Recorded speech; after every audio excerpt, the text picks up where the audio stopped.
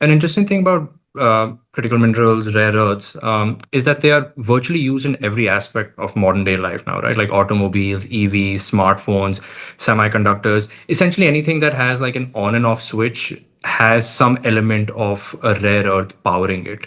Um, what impact will these export controls have on these, industries? Are there like any specific sectors that are likely to be hit the hardest? Just to throw out an example, in India a couple of months back, the automobile manufacturers raised the point of like a shortage of permanent magnets, which could halt and even in some cases did halt production lines. So your thoughts on this? You've pointed out the pain point accurately. So, e mobility is the largest demand driver for rare earths or most of the critical minerals. And that sector was hit the hardest when April export controls came into the picture. It was not because there was not enough material in the market, it was just that it was controlled from one point and it never made it to the consumers. So, because there was a because there was the export restrictions happened suddenly and exports suddenly stopped, there was a huge bureaucratic lag. Now hundreds of applications just came from European automobile manufacturers alone.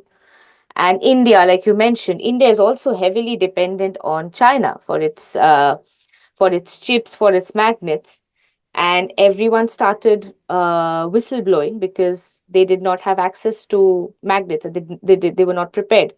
They did not have enough stockpile. And I mean, at one point of time, we were talking to the market, we were talking to market participants in April and May, where we got an intel that there were only 5 people sitting in China approving hundreds of applications or thousands of applications rather. So you can imagine what the time lag would be. And yes, a lot of production lines came to a halt, although they were not directly affected. And there was always a speculation around what the end use of these magnets would be. So you had to submit like really long applications, and because of that, you had to reveal a lot of sensitive IP because it ultimately made you had to reveal who you're supplying to, who your stakeholders are, and this has happened again this time. So they've made it very clear that if, I mean, they're obviously not going to supply to any defense manufacturing organization, but also if any company has more than 50% of equity of any organization that is related to defense will also get affected. Any technology company or any AI company or any semiconductor chip manufacturing company, which is going to be ultimately used for the research of human crisis or defense, will also get affected and will be under intense scrutiny. So basically, they've managed. So e mobility is going to get affected, consumer electronics is going to get affected, defense is going to get affected, uh, robotics is going to get affected, but not only just these, the semiconductor industry, the chip manufacturing industry, then your catalysts, phosphors, because the technology for separating heavy rare earths is also applicable to light rare earths, and those light rare earths are used in have a lot of non-magnet applications: catalysts, phosphors, fluorescents.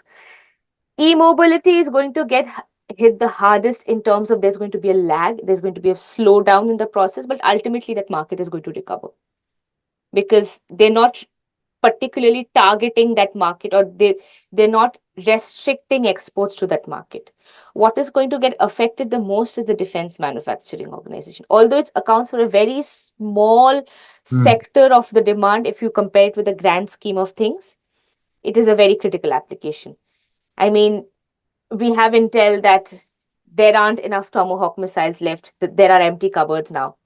So uh, the defense manufacturing organizations were looking for alternative routes, and that is where the second round of export controls come in, where they're not going to even allow re-import of Chinese material.